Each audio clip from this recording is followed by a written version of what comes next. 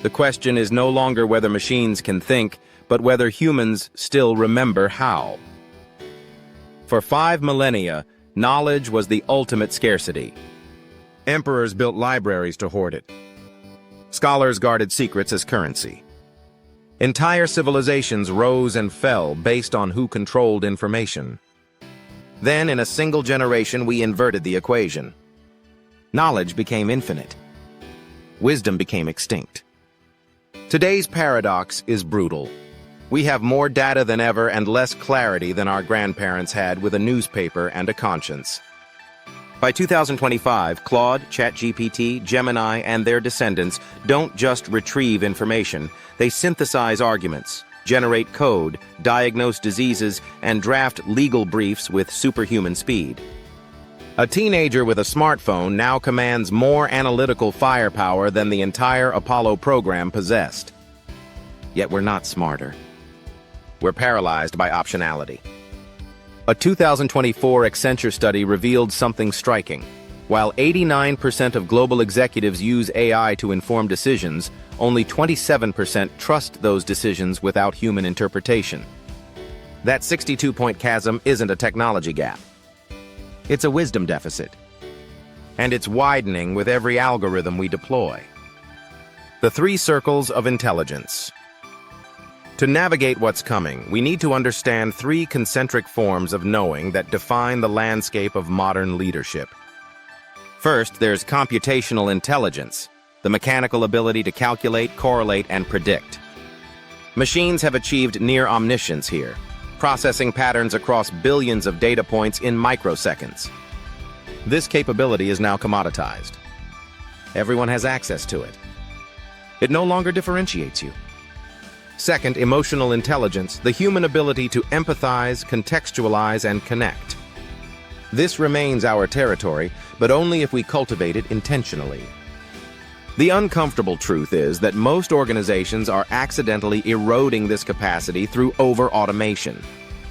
We're outsourcing so much of our cognitive work that we're forgetting how to feel our way through complexity. Third and rarest, moral intelligence, the capacity to choose what is right when metrics conflict. This is where leadership either emerges or evaporates. It's the difference between optimization and wisdom, between efficiency and humanity. Here's the question that should keep every leader awake. Are we training the next generation in computational intelligence while starving them of moral intelligence? The evidence suggests yes. MBA programs still prioritize optimization over ethics, efficiency over empathy, and quarterly returns over generational responsibility. We're graduating brilliant tacticians who've never been forced to grapple with a genuine moral dilemma. When AI writes the code, diagnoses the patient, and drafts the contract, what remains uniquely human is the willingness to ask, should we? A neural network can detect a tumor with 99% accuracy. It cannot hold the hand of the person receiving the news. That asymmetry defines the future of work and the future of leadership. The corporate theater of intelligence. Walk into any Fortune 500 boardroom today and witness the grand illusion. Walls of screens display real-time KPIs, predictive churn models, and color-coded risk matrices. The room feels intelligent because the technology looks intelligent. But intelligence is not illumination, it's instrumentation. And we've confused the two. MIT Sloan's 2025 survey of 400 major corporations revealed a damning split. 92% reported increased decision speed, but only 18% saw improved decision quality. Translation: we're making bad decisions faster than ever before. We've installed analytics without evolving our ethical operating systems. We've optimized for the measurable while ignoring the meaningful. Consider the European energy conglomerate that deployed an algorithm to optimize fuel distribution during a shortage. The model maximized profit margins brilliantly, until journalists discovered it had deprioritized hospitals in low-income districts. The algorithm did exactly what we told it to, one executive admitted, not what we meant. This wasn't a technical failure. It was a moral vacancy. Intent remains a language only humans speak. Purpose is a variable machines cannot compute. What if most AI implementations are actually making organizations dumber? It's a provocative question, but the evidence is mounting. We're so focused on speed and efficiency that we've stopped asking whether we're moving in the right direction. When wisdom becomes infrastructure, wisdom doesn't announce itself with fanfare.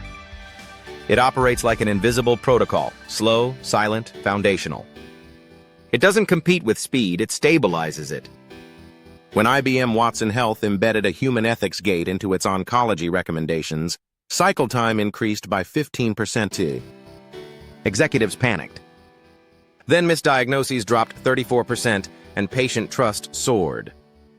That 15% slowdown became a 40% market share advantage. Speed without conscience loses to deliberate discernment every single time. At a global logistics firm, any algorithmic decision exceeding $10 million triggers what they call a wisdom loop, a mandatory cross-functional review where operations, HR, and ethics officers ask 3 deceptively simple questions. What does the model optimize? Who could be harmed? What story will this decision tell about who we are? It adds hours to the process. It has prevented 3 potential scandals, saved 2 major partnerships, and become the company's most cited competitive advantage in talent acquisition. Wisdom, it turns out, is not the opposite of efficiency. It's the insurance policy that keeps efficiency from becoming cruelty. What's the ROI of saying no when the data says yes? That's a question more leaders need to ask. Because sometimes the most strategic decision is the one that resists optimization. Every algorithm is a mirror. We persist in treating AI as objective arbiters, rational, bias-free, coldly logical. This is our most dangerous delusion. Every algorithm inherits its creator's context. Data reflect bias. Parameters encode priorities. The Stanford AI Index analysis of 100 major models in 2024 found measurable gender or racial skew in 93 of them. Bias isn't the bug. It's the blueprint. When Amazon's warehouse algorithm began penalizing bathroom breaks, it wasn't malfunctioning. It was executing a value baked into its objective function: throughput above humanity. Culture had crystallized into code. And no one questioned the code until journalists exposed the human cost. If your AI system is racist, sexist, or classist, what does that say about your leadership? It's an uncomfortable question, but it's the right one. Algorithms are X-rays for hypocrisy. They expose the gap between what we say we value and what we actually reward. The wisest organizations now mandate interpretability. Any model affecting hiring, lending, promotion, or resource allocation must be explainable in plain language to a non-technical audience. If you can't justify it to your grandmother, you can't deploy it to your workforce. This isn't altruism. It's risk management. Opacity breeds scandal. Transparency builds trust. And trust, as we'll see, is becoming the ultimate currency. Educating for augmented judgment. The industrial age trained managers to memorize procedures. The digital age trained them to optimize processes. The intelligent age must train them to philosophize under pressure. Courses in ethics, cognitive bias, and systems thinking aren't electives anymore. They're survival skills. Oxford's Said Business School now requires all MBA candidates to pass Ethics of Algorithms and AI before graduation, not as a gesture toward virtue, but as a survival prerequisite. Microsoft runs moral sprint workshops where teams redesign policies for fairness rather than throughput. Unilever embeds ethicists in product development cycles. Should boards of directors be required to have at least one philosopher or ethicist among them? Consider the alternative, a world where every major institution is run by people trained exclusively in optimization, never in contemplation. We'd have brilliant tacticians with no conception of the why beneath the how.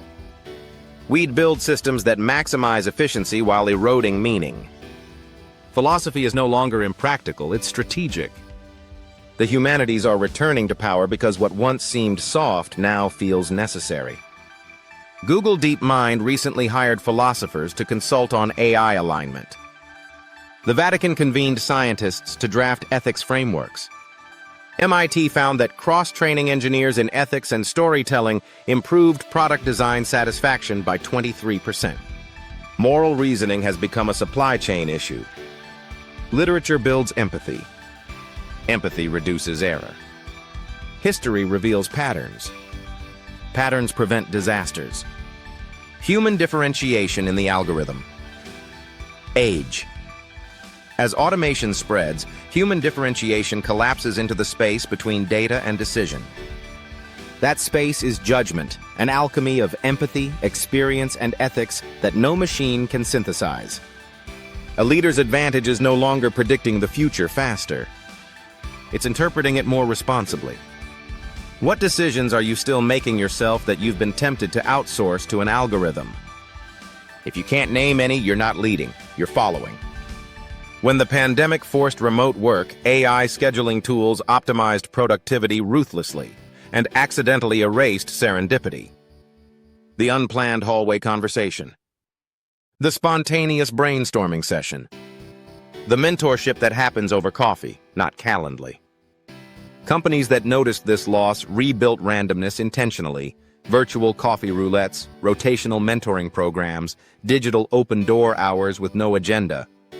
Their innovation scores rebounded 19%. Empathy became an economic asset, not a liability. Organizations that preserve human texture inside automated workflows outperform those that optimize texture away. This pattern holds across industries. The most successful companies aren't the ones that automate everything. They're the ones that deliberately preserve spaces for human connection. The cognitive displacement crisis. A century ago, industrialization replaced muscle with motors. Today, automation replaces cognition with computation. The result isn't unemployment, it's something more insidious: cognitive atrophy. By 2025, the World Economic Forum estimated that 44% of white-collar work activities involve machine-assisted cognition. People spend half their day verifying what algorithms already decided. Instead of thinking, they're auditing thought. Neuroscientist Dr. Anna Lemke calls this learned incompetence. When we delegate pattern recognition long enough, intuition forgets how to recognize patterns independently. The cost isn't efficiency. It's imagination itself. University of Chicago researchers found that participants using AI to summarize research papers answered factual questions faster, but scored 40% lower on conceptual reasoning. The machine explained everything. The mind stopped connecting dots. We're training a generation to consume insight rather than generate it. And that's a civilizational liability. If AI predicts everything, will humans lose the capacity to imagine anything? Early evidence is troubling. We need to preserve the mental muscles that generate creativity, that make unexpected connections, that ask questions no algorithm would think to pose. When measurement replaces presence. Leadership used to be emotional labor, sensing morale, noticing fatigue, mediating conflict. Now, dashboards perform sentiment analysis with 87% accuracy, and HR platforms predict disengagement before employees realize they're disengaged. Paradoxically, the more we measure feelings, the less we feel them. A global insurance firm implemented AI-driven pulse surveys every Friday. Engagement scores rose. Actual engagement collapsed. Employees later confessed that constant monitoring felt like surveillance cosplaying as care. One wrote, "They don't need to ask how I feel. The algorithm already knows." Can empathy exist without presence? Empathy without embodiment becomes extraction. Technology can read emotion. It cannot carry it. Compassion still requires a human nervous system, one capable of discomfort, of being moved, of changing because of what it witnesses.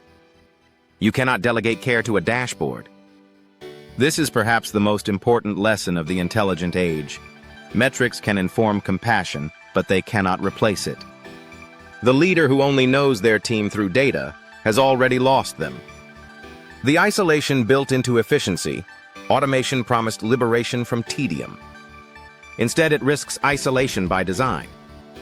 Microsoft's 2025 Work Trend Index revealed that cross-functional meetings dropped 32% after AI scheduling assistants optimized calendars. Collaboration decreased because coordination became too convenient. What if the greatest threat to innovation isn't inefficiency, but frictionlessness? Connection requires resistance. The bump of scheduling conflicts. The negotiation of time. The hesitation before replying. The silence that invites reflection. As organizations eliminate friction, they eliminate the conditions for creativity and friendship.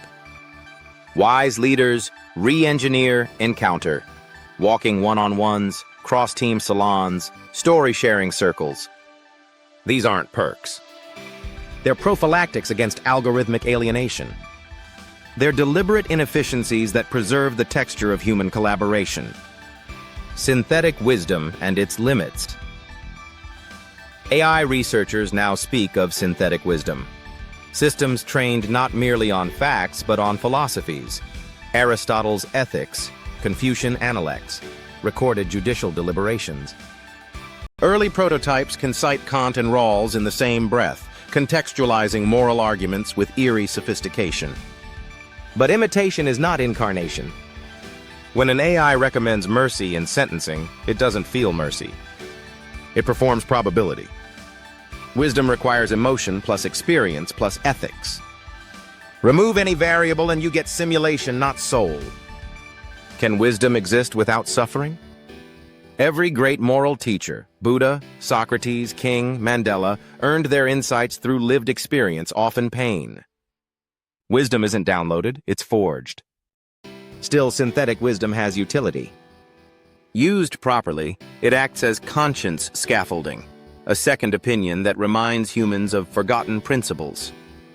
The danger is dependency, mistaking reflection support for moral outsourcing. We need AI as a mirror, not a replacement. It should surface our contradictions, not resolve them for us. The rise of moral capital companies have long measured social capital, intellectual capital, brand equity. The next frontier is moral capital, stored trust that allows organizations to operate at scale without constant surveillance. Moral capital compounds. Each fair decision adds to the ledger. Each transparent communication builds balance. Each courageous stand increases capacity. And it depletes just as predictably. Each cover-up withdraws trust. Each manipulative tactic erodes goodwill. Each opaque algorithm breeds suspicion. Edelman's 2024 Trust Barometer revealed that 63% of consumers choose brands based on belief alignment, not price. Among Gen Z, that number rises to 81%. Trust isn't marketing, it's infrastructure. In the intelligent age, ethics is strategy. AI accelerates reputation cycles. Moral failures surface in hours, not months. Leaders can't hide behind PR when their systems act unjustly. What is your organization's moral capital, and are you investing or liquidating it? Progressive organizations are beginning to quantify integrity. Patagonia tracks ethical decision latency, the time it takes employees to raise moral concerns. Microsoft publishes annual fairness scorecards. Salesforce measures stakeholder impact alongside shareholder returns. But here's the trap. When morality becomes math, context evaporates. Can you A/B test your way to virtue? The most human companies use metrics as mirrors, not mandates. They ask why before counting how much. They treat data as evidence, not verdict. Use metrics as diagnostics, not destinations. Leadership as translation work. In this accelerated age, leaders have two essential jobs: translate technology for people and translate people for technology. They are interpreters across a widening chasm. One side speaks in logic and probabilities. The other speaks in longing and meaning. True leadership requires fluency in both. Are you managing technology, or is technology managing you? The difference is subtle but total. Managing means setting boundaries, asking hard questions, overriding recommendations when values are at stake. Being managed means accepting outputs uncritically, chasing metrics without interrogating their meaning. Most leaders believe they're in the first category. Most are in the second. At an Asia-Pacific logistics giant, executives undergo AI empathy training, practicing how to read algorithmic reports for tone, learning when to intervene humanly rather than digitally. The program cut attrition 17% in 1 year. Interpretation became strategy. When managers learned to see the human story behind the data, they made better decisions. The courage to be slow. Perhaps wisdom's rarest trait is patience, the willingness to resist velocity when discernment demands it. AI compresses decision cycles from months to milliseconds. The temptation is to keep pace. But wisdom is often the courage not to.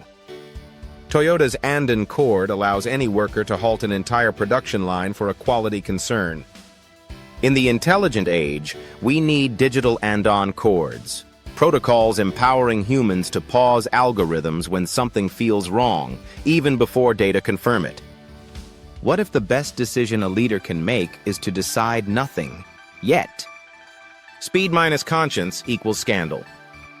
Every major corporate crisis of the past decade traces back to the same pathology, moving too fast to notice what was being broken. Theranos, Cambridge Analytica, FTX, Boeing 737 MAX. Each disaster had a moment when someone could have pulled the Andon cord, if the culture had valued wisdom over velocity. The intelligent organization builds deliberation into urgency. It doesn't slow everything down. It slows the right things down. It creates space between stimulus and response where judgment can operate. Why conscious companies? When organizations that honor wisdom outperform those that worship efficiency. McKinsey's 2024 meta-analysis of 120 AI transformations found that firms embedding ethical governance frameworks enjoyed 20% higher ROI than those chasing automation alone. Trust compounds like interest. What is the long-term return on refusing a profitable but unethical opportunity? Patagonia turned down lucrative partnerships inconsistent with its environmental mission and became one of the most valuable outdoor brands on Earth. Apple's privacy stance costs them billions in ad revenue annually and is now their strongest competitive moat. REI closing on Black Friday was mocked as naive until customer loyalty surged. The pattern is clear. Values-driven decisions create durable advantages that opportunism cannot replicate. Conscience is strategy, not constraint. The new competitive edge isn't cognitive capacity. It's conscious calibration, knowing when to lean on the machine and when to lead beyond it. Research by EY in 2025 found that companies ranked highest in trust, transparency, and stakeholder ethics outperformed the S&P 500 by 42% over 5 years. Wisdom drives loyalty, innovation, and sustainability, the three compounding levers of long-term value.